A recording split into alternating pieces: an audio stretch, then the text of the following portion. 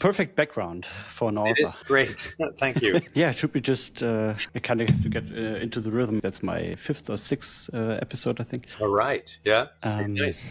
Welcome to the new episode of ZukunftsTalk, or Future Talk, I guess.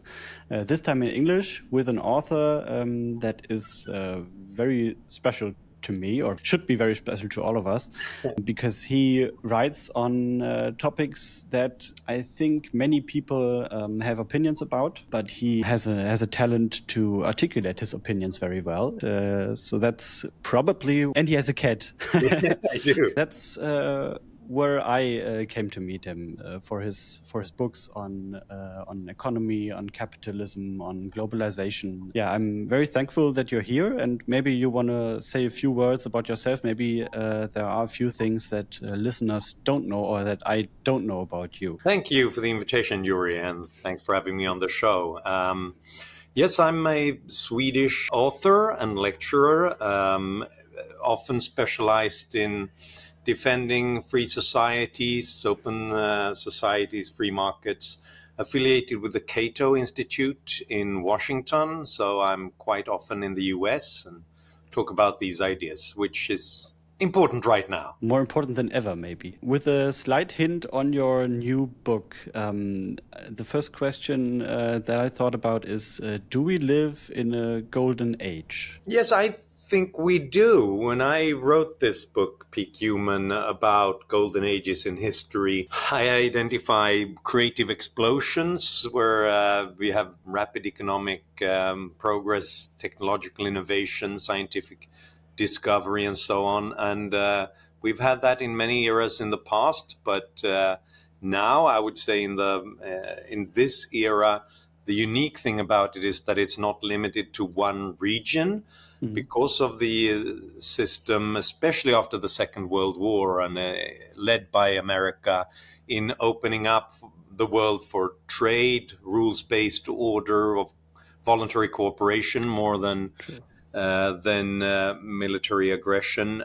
For the first time, we've had a global golden era. It doesn't always feel like it because we have so many difficulties and problems. But when we take a step back and look at how far we've come, in 200 years, we've reduced extreme poverty from roughly 8 out of 10 people to less than 1 out of 10 people. And life expectancy has increased from 30 years to more than 70 years. And I think that our ancestors in every historical era would have considered that a truly golden age. And I think we, as a society, maybe as a Western society, kind of focus on the problem more than on how far we've come. That's true. But do you think that how far we've come, maybe we are at a peak right now? Because you write about a peak that's kind of maybe connected to the many problems we have. Do you think it has to get worse before we can get better as a society? Yeah, that's a tough question. Of course, there's something to that in history. We have to be focused on our problems and our limitations in order to innovate our way around them and start to focus our minds on how to improve things and make it better. And there's something in being comfortable and fairly wealthy with long lifespans in a society, we begin to take that for granted. And we don't think about what makes it all possible. It takes a focused effort to do that. Unfortunately, sometimes it takes a bit of a crisis to get us to realize that we have to work hard. Hopefully, we can understand intellectually that it takes this constant conscious effort. And that's partly why I write my book, so that we don't have to end up in the problems before we start to do something about it. Yeah. What I find very interesting about your books is that they're also about the society, but you could also see them as kind of personal development books that you can read maybe for motivation or Peak Human sounds like personal development. As someone that reads a lot of books on personal development, maybe more than on economics. So that's kind of, I guess you could also say there's some philosophy in your books, but what do you think about that association? No, you're right. And yes, I agree. The title sounds like a bit like self-help peak human, Yeah. how to become the best you. Then someone told me it will probably sell better, my book, if people think that's what it's about. I'm sorry, I have a huge wasp in the room.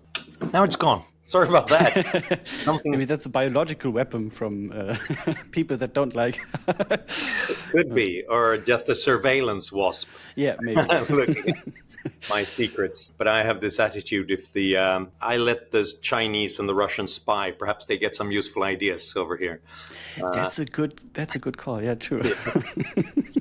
Sorry, we were talking about the book. I think there are some similarities between how you keep yourself in good shape and how you keep a society in good shape. I think there are lessons from history about flourishing societies that can be applied to personal development as well. I think we can build our own golden ages in a way in our local community, in our business, in our private lives. And it's somewhat related to how we do that historically, how you need to be open to the ideas, the knowledge of others, so that you get access to more people's brains and so that you get more ingredients with which to work on, and to try to constantly deal with your own confirmation bias, because we all have that, and it's not necessarily a bad thing that we're sort of loyal to our principles and our perspective on the world, but we lose out if we don't also always keep ourselves open to new perspectives, new knowledge with which we can enrich what we do ourselves. And if you do that, stay open to that, we can constantly upgrade how we think about the world, how we work, how we create business models, how we talk and analyze and write about the world. Yeah. There's so much you said that I want to ask questions about. But the first thing that came to mind was, how do you keep perspective? Like, how do you maybe come in contact with ideas that don't fit into your worldview? Yeah, that's a very good question. One of the things I do is I'm trying to read the opponents, people who have other points of view. But I think more than that, trying to talk to people who have an opposite view. And it doesn't have to be your total opponents in every way, but just people who have another perspective, who works in other spheres and fields of other experiences, and trying to listen to their stories rather than doing it with your own perspective on how to prove that they're wrong. Actually trying to learn something about that and constantly second guess my own attempt to tell everybody else that they're wrong. Yeah. I've listened to an interesting podcast a few days back from Mark Manson on values.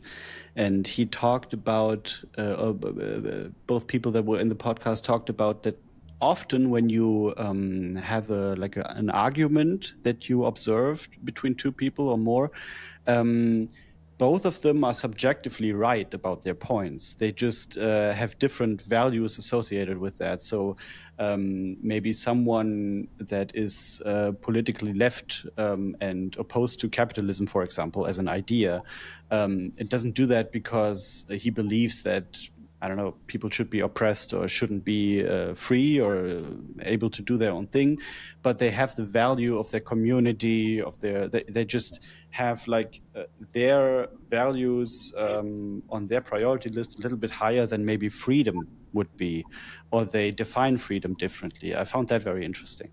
Yeah, no, I agree. That's incredibly interesting. And that also means that few people are completely 100% wrong about everything.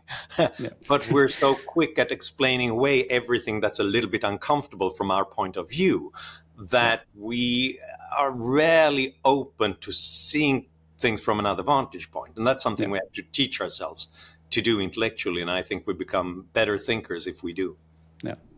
I think that's something authors especially should do or do, maybe more than the average person.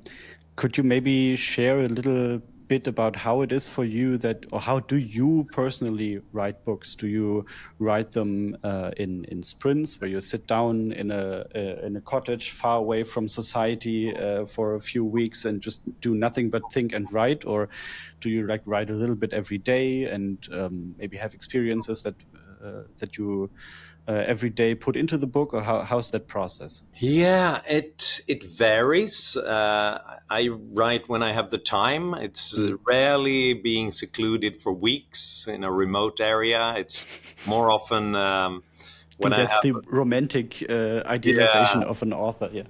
Yeah, it's not romantic at all. You're sitting there, you get another 15 minutes because a meeting is delayed, and you manage to get something written down. What I've realized over the years is very useful, is to actually delay projects rather than rush them. I've realized that coming up with an idea, talking about it with your editor, your agent, or something like that, coming up with an outline, that's great, but it's totally fine to leave that be and do other things.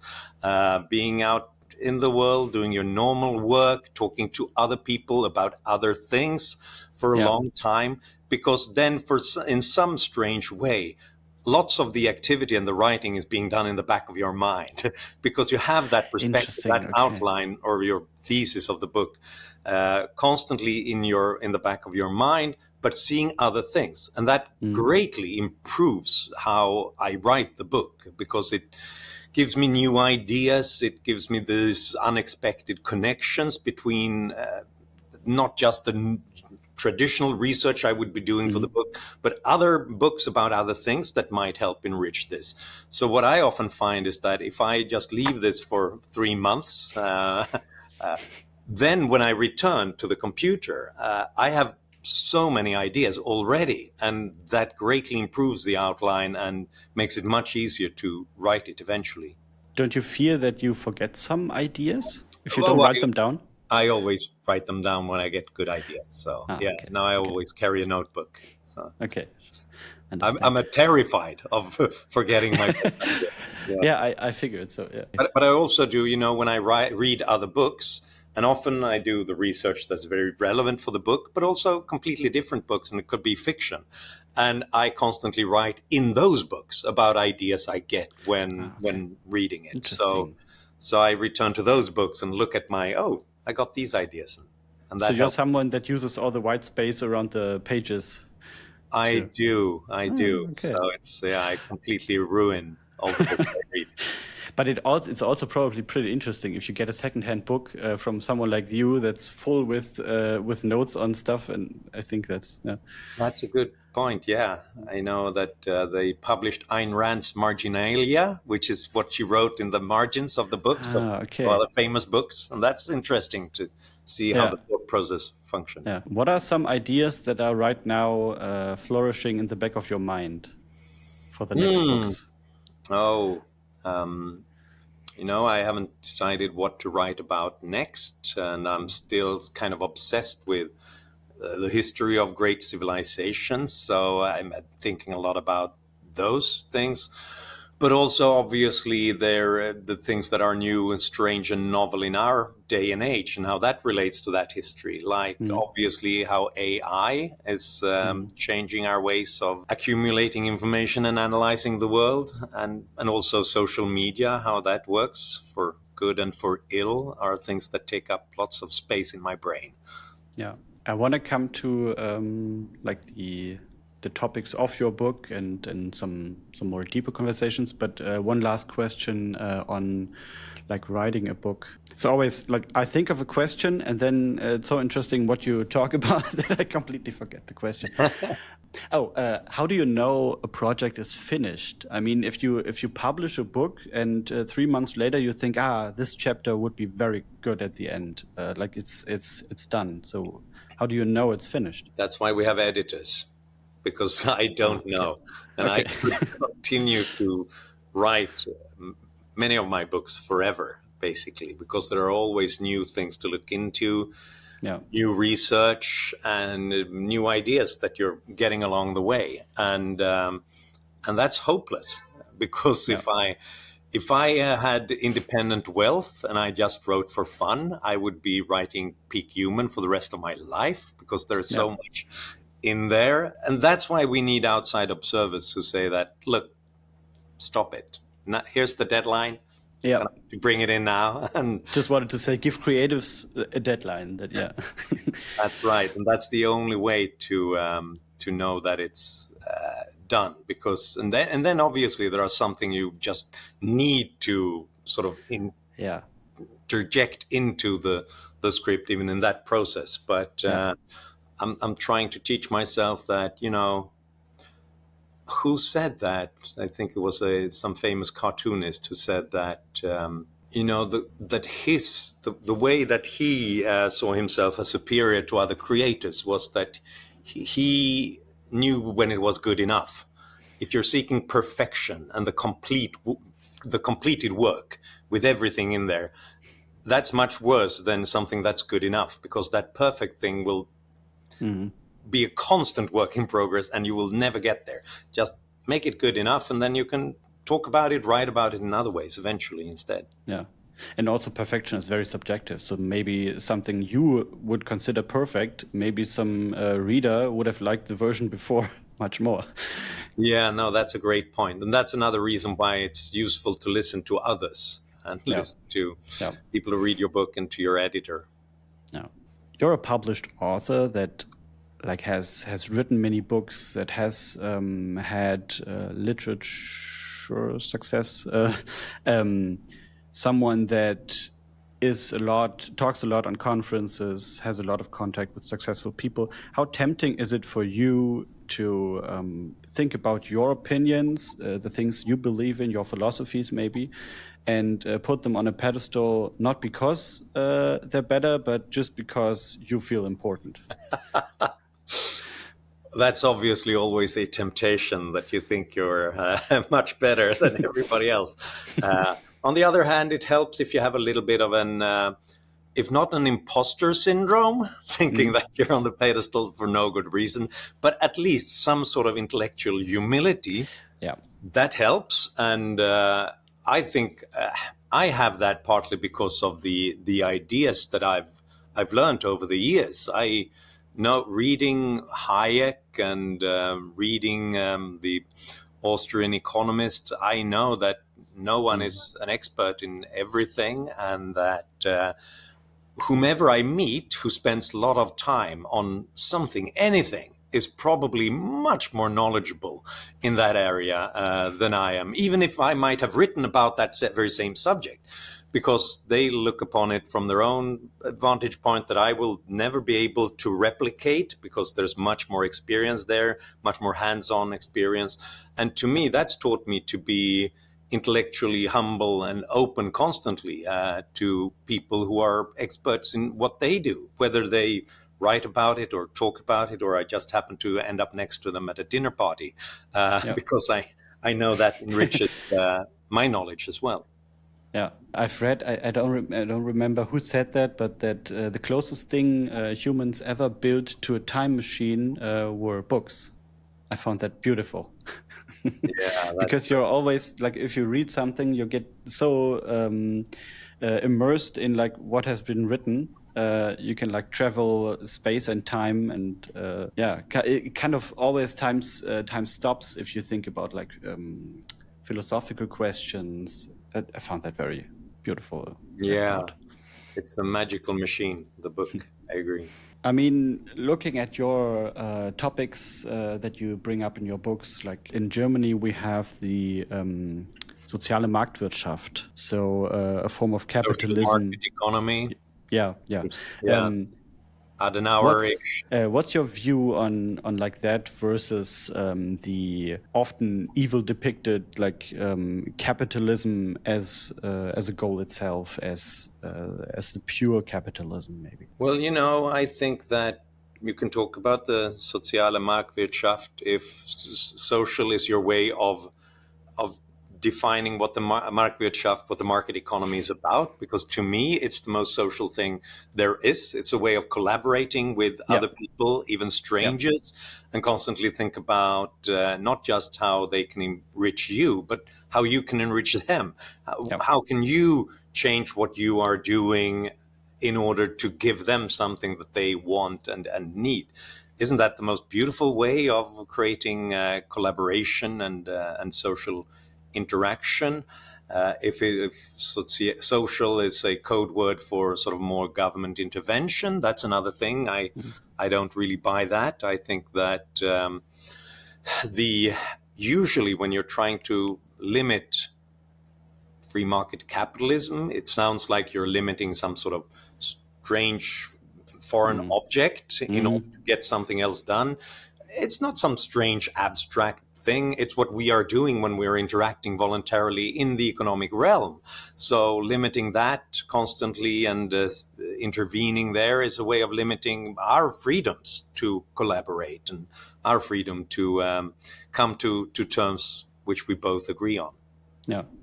I think that's beautiful about capitalism. That's the only system where you have the freedom to work with someone or don't.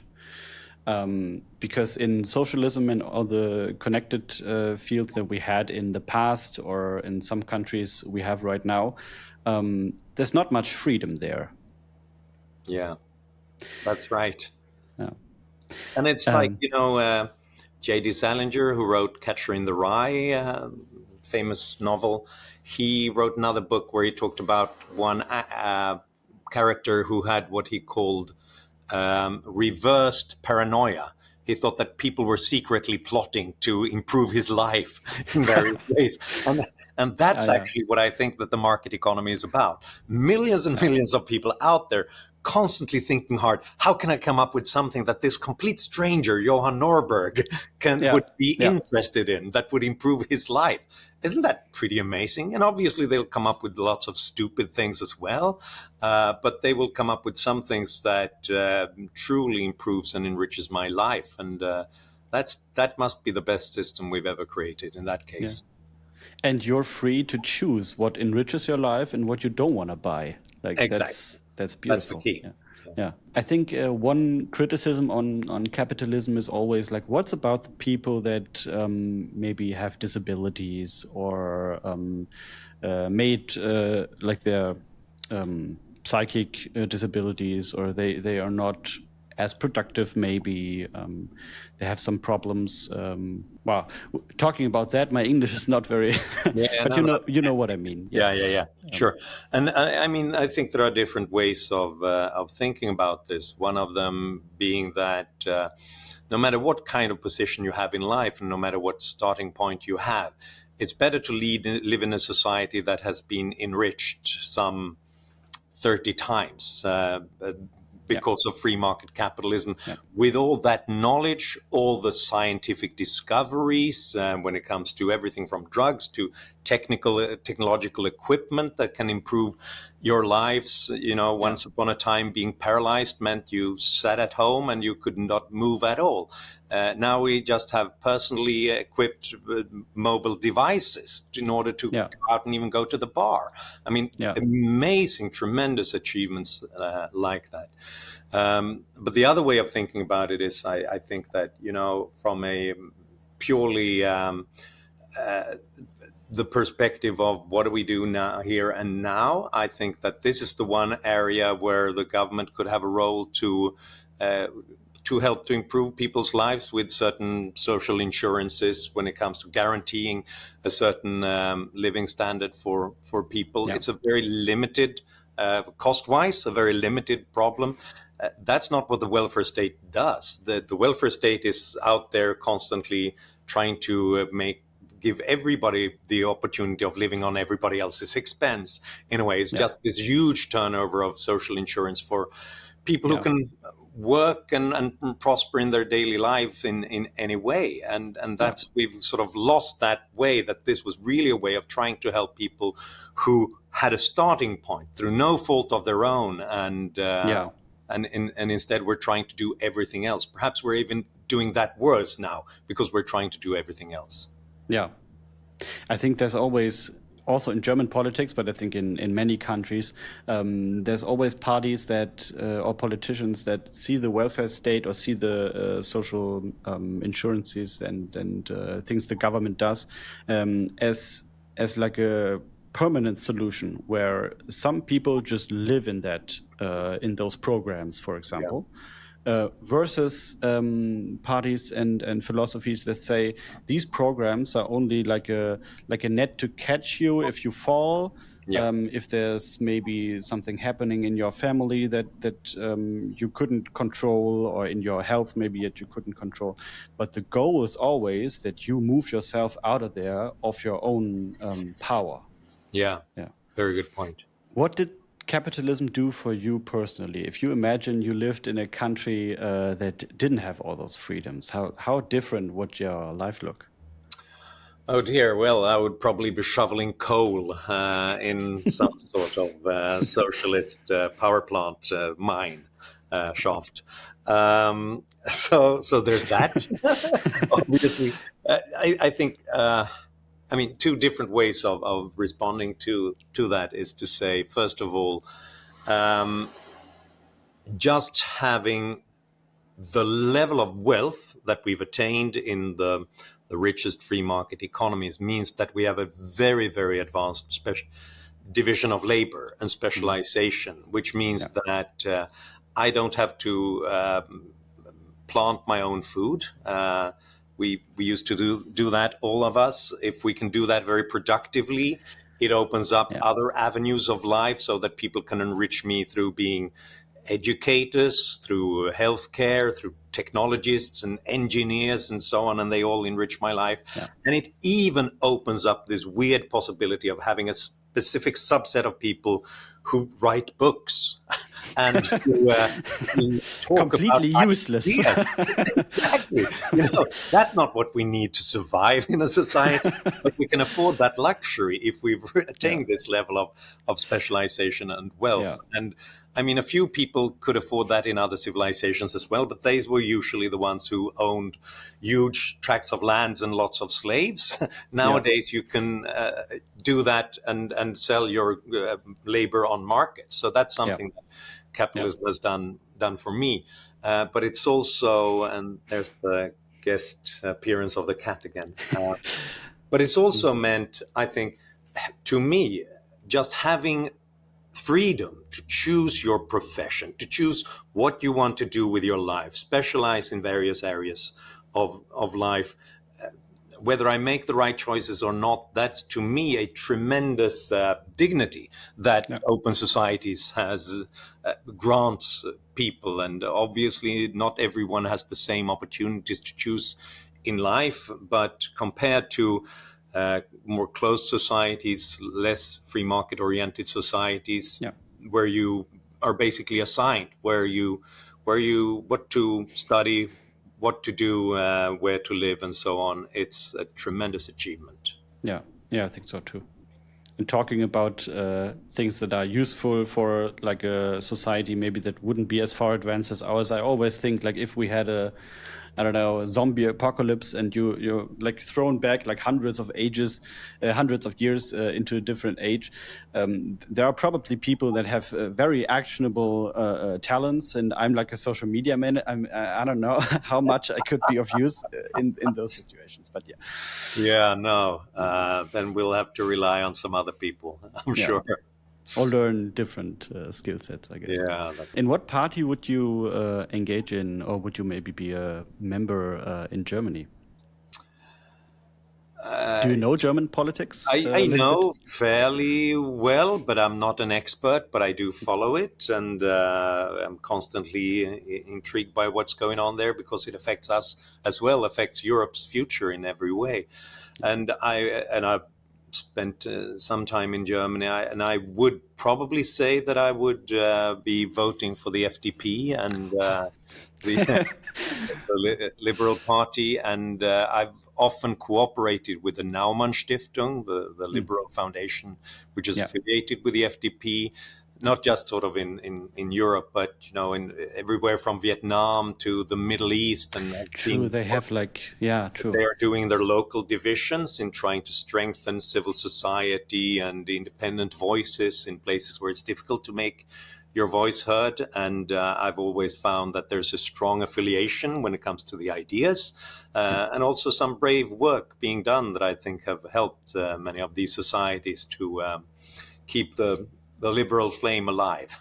Yeah, I guess it's kind of a shame that that the Liberal Party is right now not present in the German Parliament, in the German Bundestag. But maybe that can change again. But I also think that's like a symbol of our time, that we live in politically very different times than, let's say, maybe 20 years ago, where you had. I think in many countries, but in Germany as well, you had like predetermined. You had a pretty large Volkspartei, pretty large party on the left and on the right, were more conservatives and maybe a little more socialists in parentheses. And then you had a few like smaller parties, like the FDP, the Greens. And in the last like 10, 15 years, we've come to a place where there's like lots of different parties, kind of extremist parties on both sides. Some come, some go, but we live in like politically very troubling times, I would say. Yeah. How's your outlook on that? Like speaking about peak human, I always think either like those things will lead to a worse future, or we have like these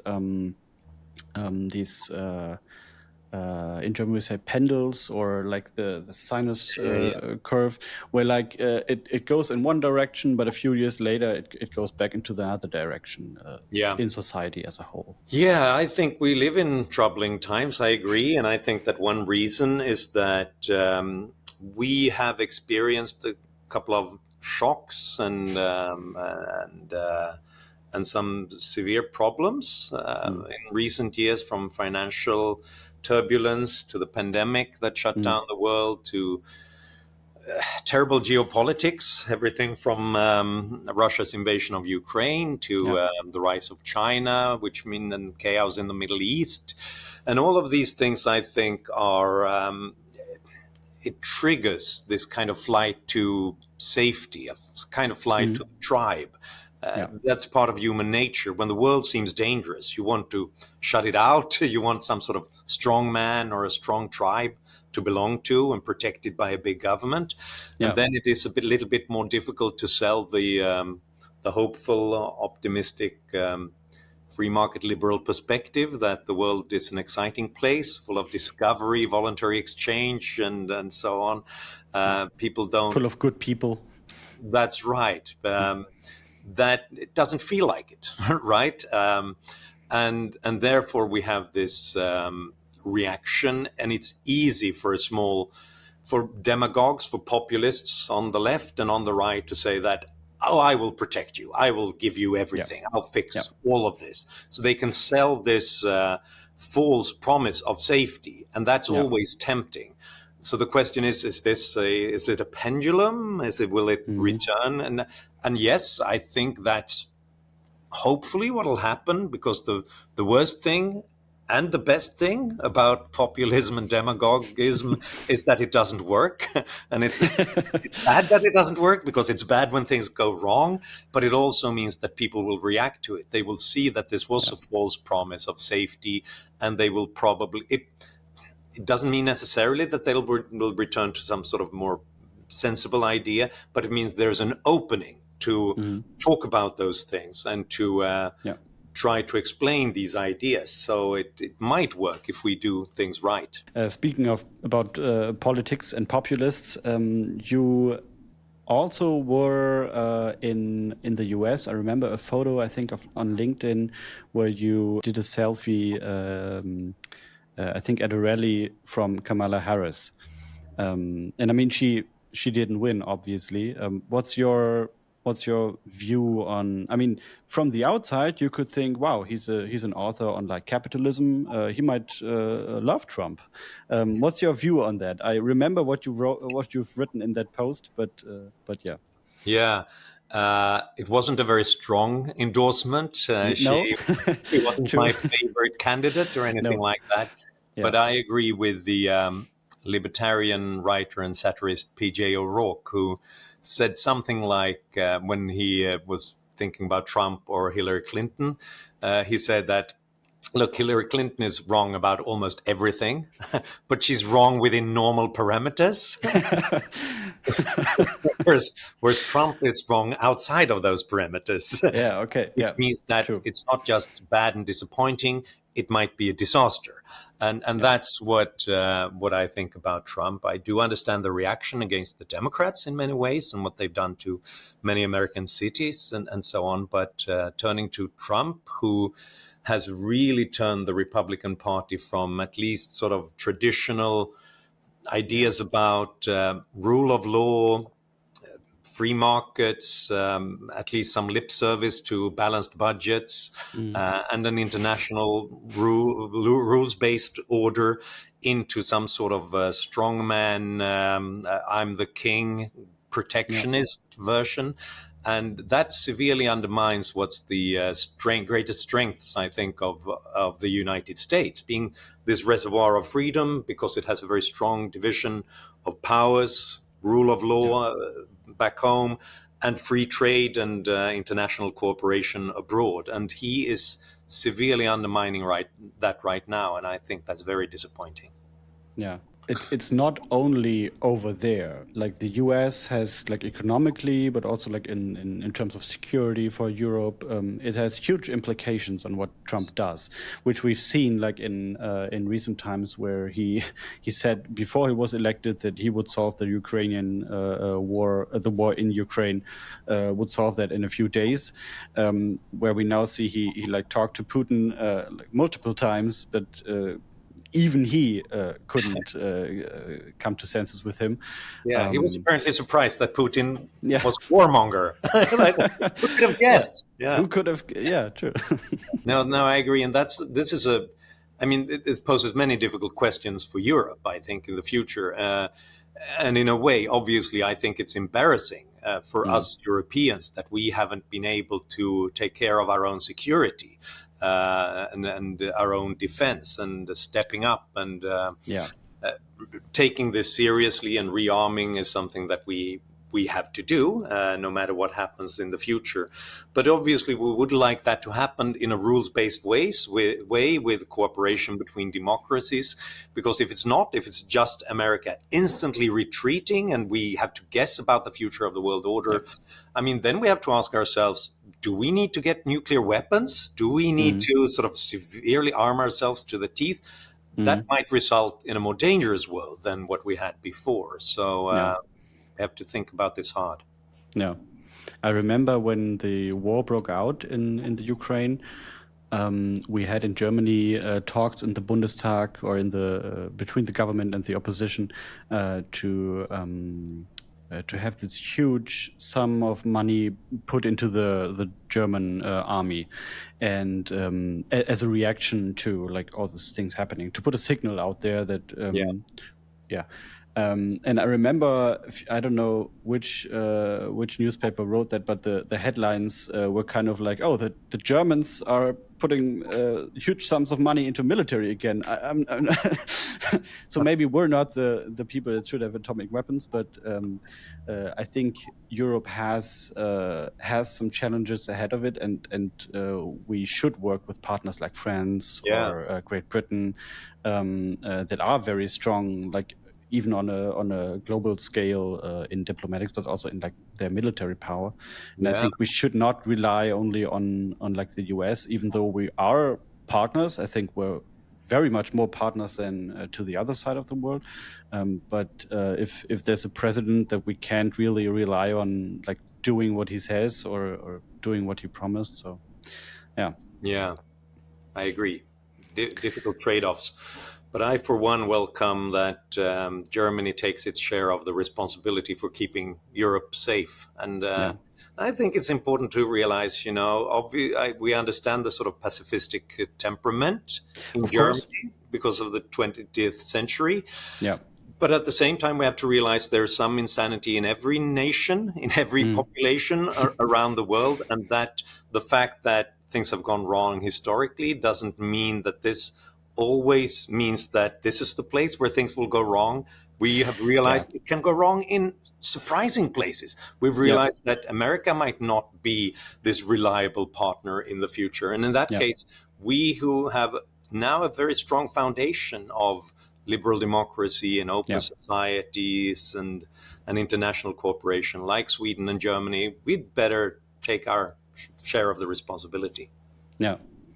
Did you ever think about putting to practice the things you write about? Did you ever think about like going more into the route of maybe becoming self-employed and having some, I don't know, finance some idea, or maybe with the platform that you have, endorse some sort of company that you're investor in or something, but you've not done that. I think you've just you stayed as someone that's more I would say philosophical in the topic. Yeah, that's right.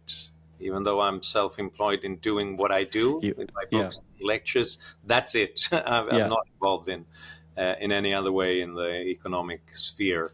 Do you do that because then you're like bipartisan or unpartisan? I would like to tell myself that that's the reason. It could just be that I'm very comfortable in the realm of pure ideas in my ivory tower, and I don't want to get too involved with other things. I also think that that's my comparative advantage. I think that I can add something there when it comes to analyzing and presenting ideas. I'm not sure that I have the same kind of temperament that really functions in when it comes to business models in other ways. I meet so many great people who know how to do that, and I'm very happy leaving it to them. Yeah. One specific topic that I don't know if you've written about it, at least not extensively, is nuclear power.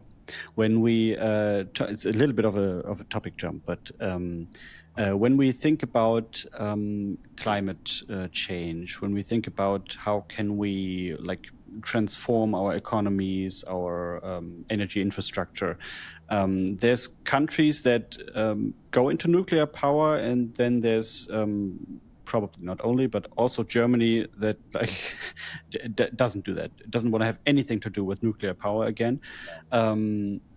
What's your take on that? I mean, in theory, it's a pretty clean way of getting energy. Yeah. Well, I think it's tricky, and it comes with a lot of trade-offs because of the costs specifically, but also some with the safety hazards. But the first rule, where I'm sort of very strong and have a fixed mind of my own, is if you have nuclear power, don't abolish it. So unfortunately, that's too late to send that message to Germany. A few years.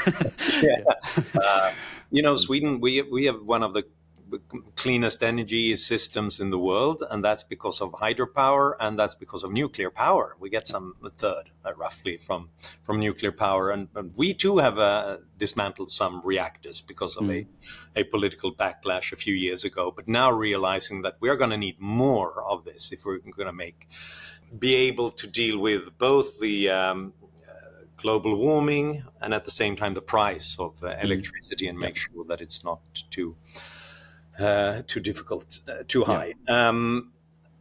But what does that mean in the future when it comes to building new nuclear? I would love to see more experiments. I think there are some great prospects when it comes to more modular reactors in the next generation. If we could turn this into some sort of more routine-based manufacturing of these systems, in that case, it could come down in price substantially, and it could be, if not the future, at least part of the energy mix in combination with solar and wind.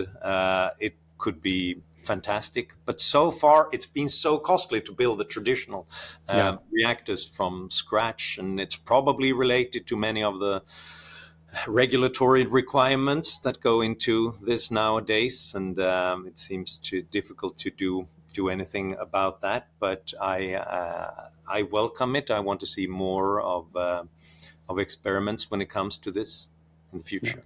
I think part of the cost that's associated with the nuclear power in general is, I think, also insurance, and that the state, at least with us in Germany, always has to like step in and say, when it comes to the worst, like we're the ones that will finance like the catastrophe or the dealing with the catastrophe or something. Right.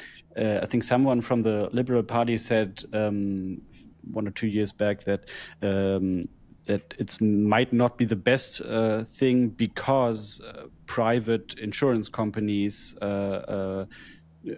don't want to finance it, and because it has to be like a state-involved project, that's a little bit yeah. But I think if it's maybe smaller, yeah.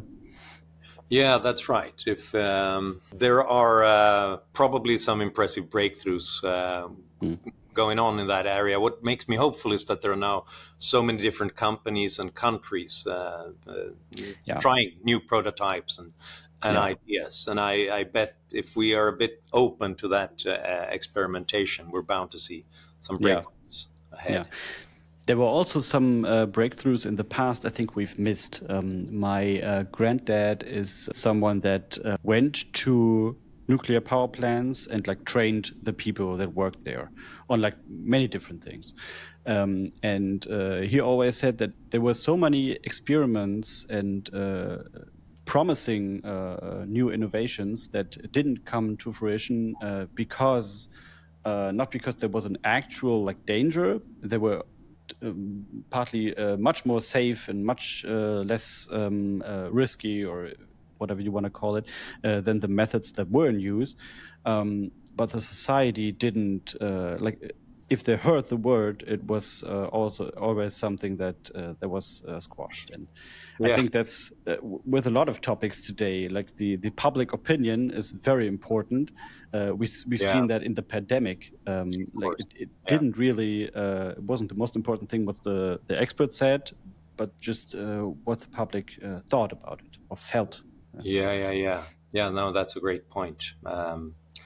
And I think that, I mean, there is also a case that one of the problems with the first generation of nuclear power was that it was so much of a government push to make it happen quickly everywhere in the same way. And we built all these plants in the 60s and in the same standard. And the problem then is that there's no learning curve. You're building it everywhere in the same way.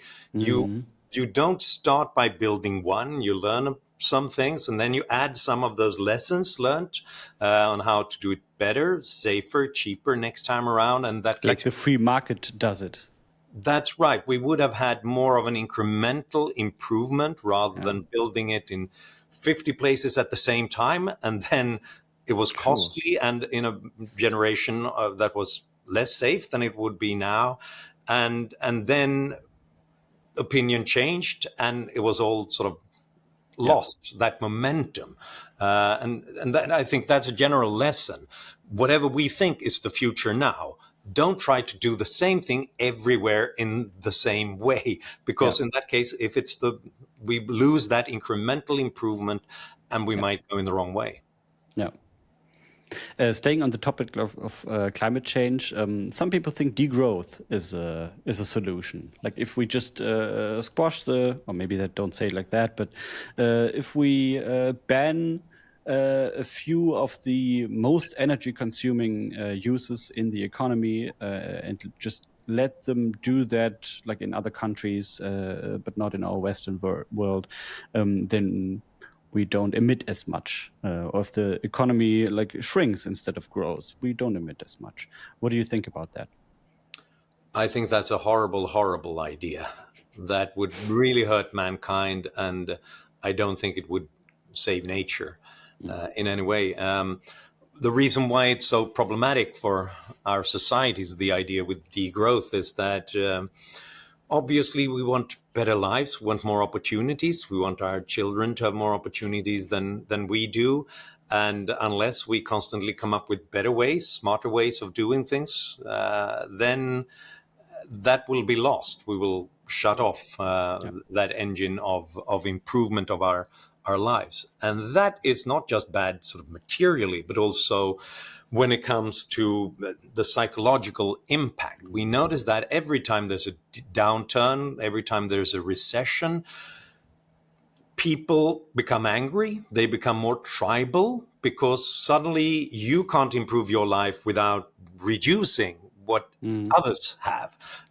All groups can't improve their way of life simultaneously. So you have to take it from others. You have to belong to a strong pressure group, a strong tribal grouping, and fight against the others. And historically, well, it's usually the immigrants, the minorities, or the rich, the big business, or trading partners. So you get nationalism, racism, protectionism, all those things happen when we have degrowth in a society. And if we turn that into a system, it would be awful. And I do think also that, we would have, if we were to do this to save us from global warming, we would have to do it to an extent that would really turn us back to dismal living standards. We had this experiment, an intentional experiment with degrowth during the pandemic, when we really shut down the factories and banned all the flights and not much trade going on. It didn't reduce carbon dioxide by more than 6% globally in 2020, which means that if we were to reach the Paris Climate Accords in this way, we would need one pandemic every year. And it's not, and forget about the virus, that's bad in itself, but though just the economic consequence of not doing things and not going to work in the morning and working away means that, during that 1 year, some 70 million people were thrown back into poverty temporarily. If we were to do degrowth like that without any kind of rebound, it means more poverty, less opportunity, more hunger, less literacy around the world. It's a terrible, terrible idea. Yeah. And it's also terrible because not everybody is going to do it the same. So if we support, like if we have one country that subscribes to the idea of degrowth, there's also like hundreds of other countries in the world that you are not going to that you probably can't talk into doing that as well. So there's like even a competition of it. And if you want to like suppress everyone and like put it from the top down, but I think that's impossible. Yeah, I agree. There's this word in German, I think there's an expression in English as well, where like a scissor comes the inequality between rich and poor gets greater every year, every month. Like there's a headline everywhere, and when we have like news articles about someone that earns very much, we always think about, well, or maybe you and I don't think that, but there's a lot of people commenting on it, like there's poverty everywhere. Why is he allowed to earn that much? Where you in your books tell a different story. You say all of humanity gets better, gets wealthier, gets more healthy, better all in all, if we all prosper. Yeah. Is that just a problem of we look at a problem more than maybe 10, 20 years ago, or what's going on with those discrepancies? Yeah, no, I think we were always focused on equality because we measure ourselves by looking at how others are doing, how well they are doing. We rarely think about how we were doing ourselves 10 years ago, or how our grandparents did at our age. Yeah. So it's easy to become obsessed with those tiny differences right now. But obviously, in the long run, they're quite trivial compared to where growth takes us all. If we have 2% growth per capita in a society, we double everything we have on average in some 35 years.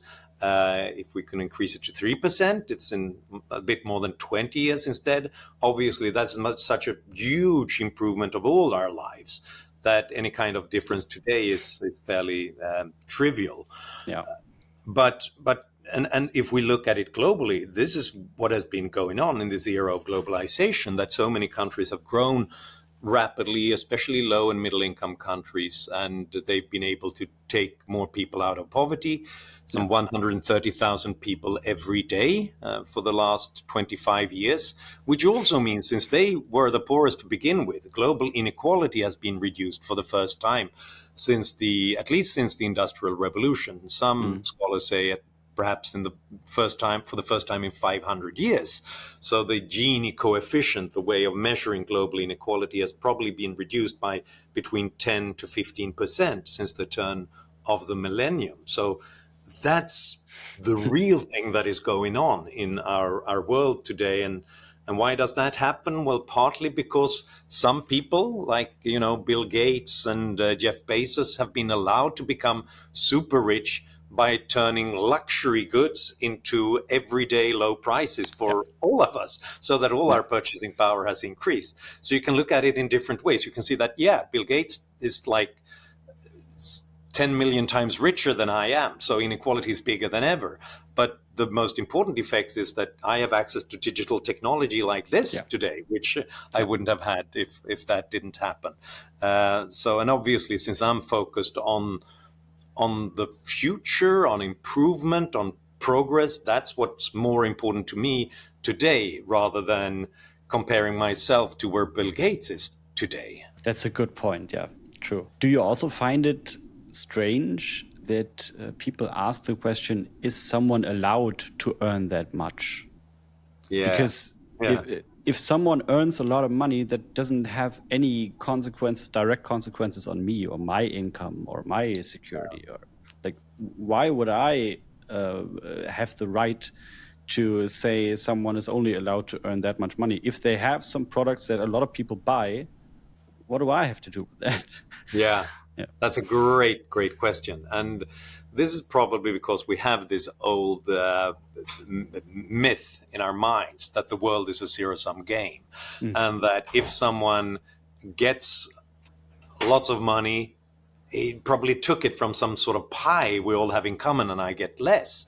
But of course, asking why his wealth, Bill Gates' or Elon Musk's wealth is making me poorer is like saying, that, a Ferrari that's so fast is the reason why my Trabant is so slow, or something like that. There's no relationship there.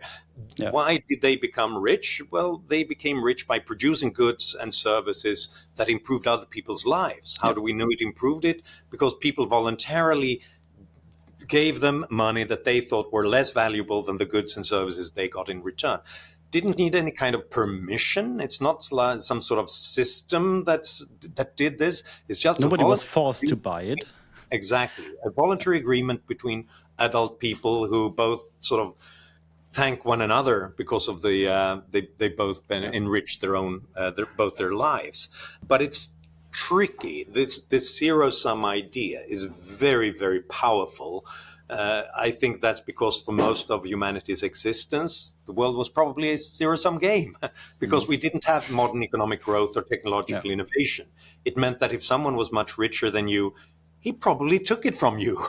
So it made sense to be suspicious. And that's why we have to teach people about, look, open societies and free markets work in a different way, because it's based on this idea that you can just offer people things and they are allowed to say, no, I think I'm better off not engaging with you. In that case, they can only get rich by enriching you and others. That's the complete opposite from what most of human existence has been. Isn't that frustrating to having to explain that like every day, or trying to explain that, trying to convince people of those ideas? A little bit. It's a little bit frustrating when you read classical economists like Frederick Bastiat or Adam Smith, and you realize that, look, they met the same myths and constantly engaged with them and explained why they were wrong, prove them wrong. And we have to do it in the exact same way, the same things, 200 and 300 years later. It's a little bit frustrating, I agree. I mean, you personally didn't 300 years ago. Thank God. Good point. But yeah. 20 years ago, I did the same thing. You would think that people would have learned this by now. Yeah, But yeah. I think to me, what makes it less frustrating is to realize that everything is cyclical when it comes to our assumptions about the world, because we never learn once and for all what's right or wrong. We have to constantly learn from our mistakes and continue to improve. And since I think that some of these myths are based in human nature, they will be returning in new generations once people forget the previous mistakes that were done when people took these ideas seriously. And so it's a constant battle. It's very important then not to become frustrated and give up, because then those ideas will win out. If you know that they're part of each and every one of us, and we're just going to have to wake up early in the morning and get to work handling disproving these myths again, then it's all in the day's work. Then it's not frustrating. Then it's just sort of our way of keeping society open for progress. I think that's a wonderful statement towards the end of our talk. I think we've taken more time of your day than we talked about before. Sorry, I had so many questions for you. Is there something that you want to say? Maybe questions I forgot. Is there something that you wanna end with? Since we've been talking about frustration in explaining these ideas and world history, whether it's cyclical or pendulum that swings, or whether things will really break this time, I think it's important to enforce the point that it actually depends on what we do, because the common denominator between previous golden ages was that they actually did all end at some point and decline and fell. And that could happen to us as well. But it depended on what they did in those eras, because they also all faced tough challenges a long time before they started to decline. But they got out of it and fought their way out of it and continued to prosper for 100 years. And I think that's an important lesson, all of us. It's never hopeless. There's never a reason to despair, because if we despair, then it's a self-fulfilling desperation. It's a self-fulfilling pessimism. We can always save civilization if we go through the hard work of continue to fight for this civilization. No, our history has yet to have been written. Yeah, exactly. Yeah. Thank you for being a part of this. Thank you for like sharing your opinions and your ideas and your insights. Thank you. My pleasure.